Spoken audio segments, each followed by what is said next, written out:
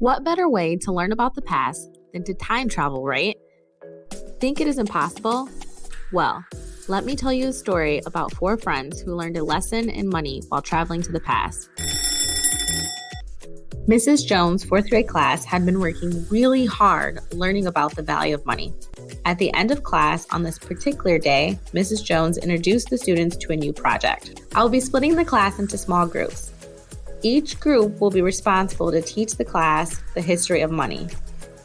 Jordan, Matthew, Marie, and Ben were all in the same small group. The group of friends lived close to one another, so they decided to get started right away. Once school was out, the 4 friends headed to Jordan's house to start their new project.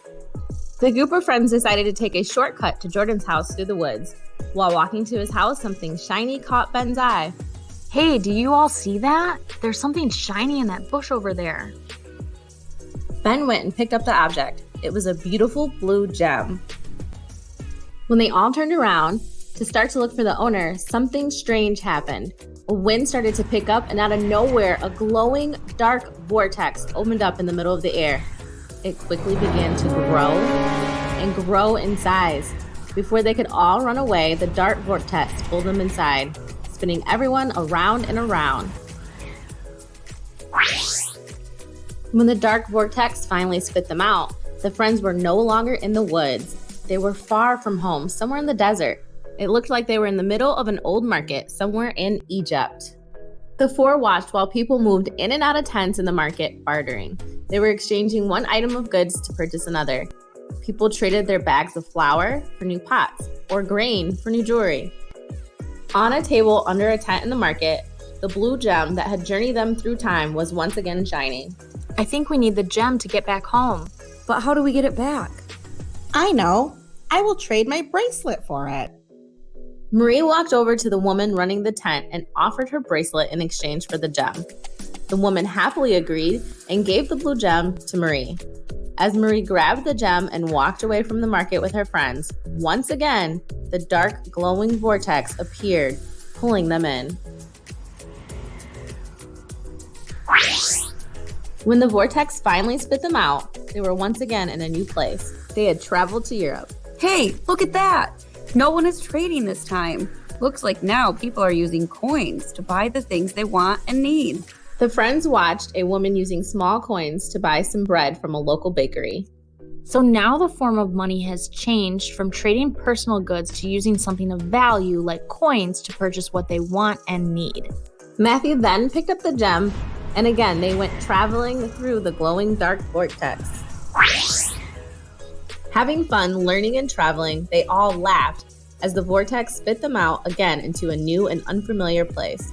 Hey, looks like we're in an Asian market now, friends. Yeah, look over there. Now we can see people using paper money to buy things they want. So, money was valued as trading objects.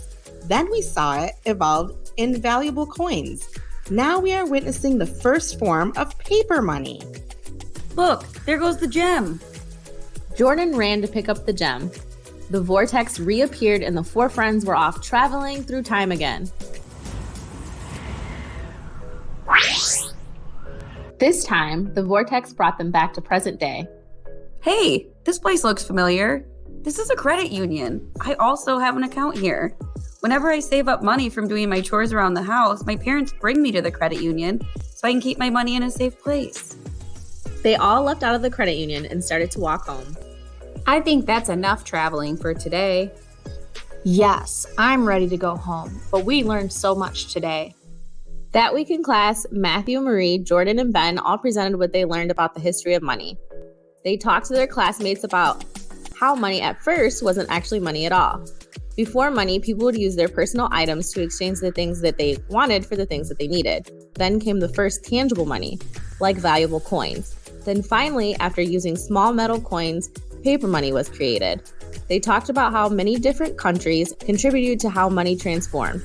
Lastly, they talked about how money can be saved in a safe place like a credit union. So impressed with their amazing presentation and how detailed it was, the class all stood up and clapped for their classmates. They all felt proud of themselves for what they learned, and each of them let out a little laugh because no one knew how they learned it. What better way to learn about the history than to travel to the past?